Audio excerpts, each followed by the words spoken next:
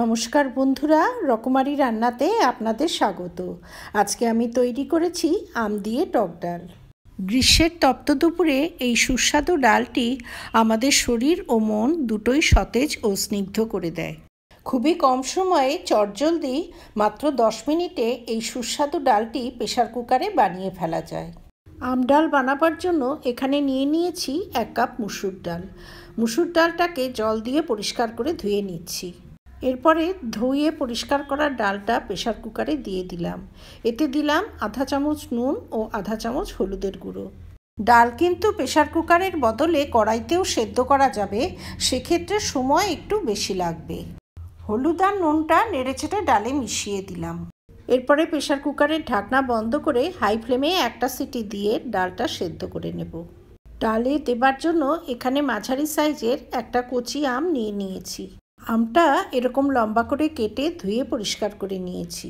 একটা সিটি পড়ার পর প্রেসার কুকারের ঢাকনা খুলে নিয়েছি। ডালটা খুব সুন্দর সেদ্ধ হয়েছে কিন্তু একদম গলে যায়নি। এরকম সামান্য দানা দানা করেই ডালটা সেদ্ধ করে নিতে হবে।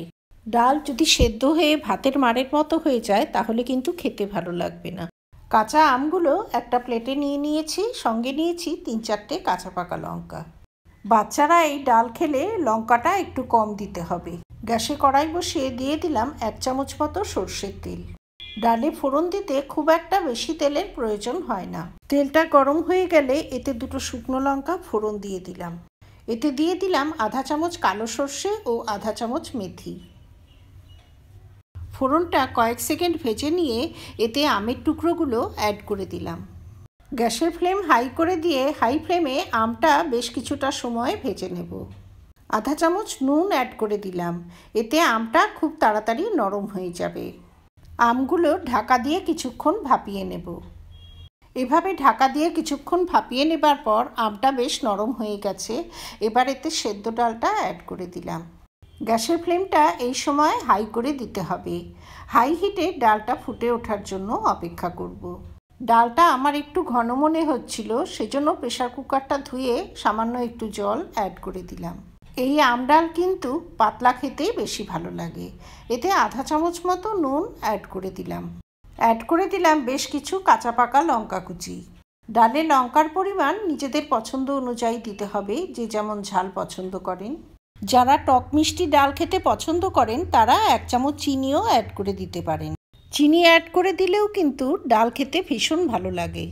একটা আম তুলে দেখে নিলাম, আমটা খুব সুন্দর সুসিদ্ধ হয়ে গেছে।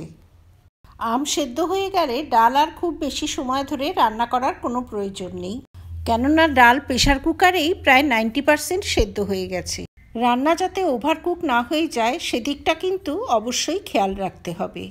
আম ডাল একদম কমপ্লিট। গ্যাস বন্ধ করে দিলাম। এবারে এই গরম ডাল আমি ভাতের সঙ্গে সার্ভ করে দেব। একটু আচার ও পাঁপড় ভাজা সহযোগে এই গরম ডাল ভাতের সঙ্গে সার্ভ করে দিলে আর অন্য কোনো কিছুরই প্রয়োজন হবে না। পেঁয়াজ রসুন ছাড়া সম্পূর্ণ নিরামিষ এই ডালটি সপ্তাহের যে কোনো দিনেই বানিয়ে ফেলা যায়। আমার এই রেসিপি যদি ভালো লাগে তবে ভিডিওটিতে লাইক করবেন, শেয়ার করবেন। ভবিষ্যতে আরও রেসিপির জন্য আমার চ্যানেলটি সাবস্ক্রাইব করার অনুরোধ রইল।